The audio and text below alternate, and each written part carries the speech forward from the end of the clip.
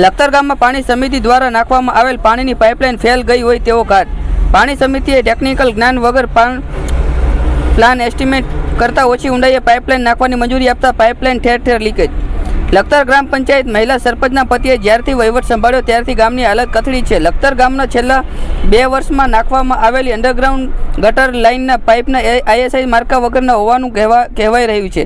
ભેરવપરામાં 1.5 વર્ષ પહેલાં નાખવામાં આવેલ ખુલ્લી ગટર ખોદી નાખી અંડરગ્રાઉન્ડ પાઇપલાઇન નાખવાથી સરકારી નાણાંનો વ્યય થયો છે.